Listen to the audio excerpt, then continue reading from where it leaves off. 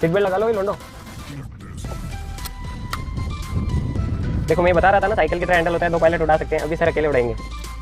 ठीक है, इसे बंद कर लेते हैं। ओके, ये हो गया बंद और ये हम उड़ने के लिए तैयार। क्या लोंडो, डर लग रहा है? हाँ, और रेडी हो रहा है ना इसलिए। ये देखो एसी वेंट्स और ऊपर रोटर घूम रहा हो, देखो सनरूफ भी है। हाँ सनरूफ है ना।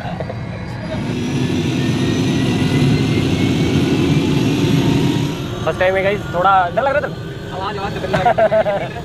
घोड़े की तरह मौसम बन रहा है गाइस, मौसम बन रहा है। ये पहनने की जरूरत थोड़ी है, पहन लीजिए।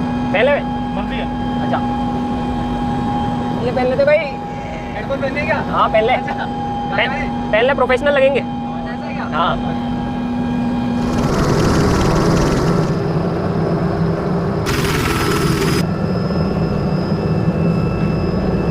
आवाज आ रही है।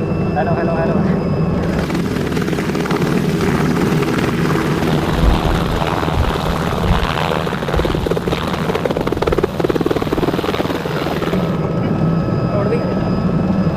भाई हवा में है। ओ भाई भाई भाई भाई।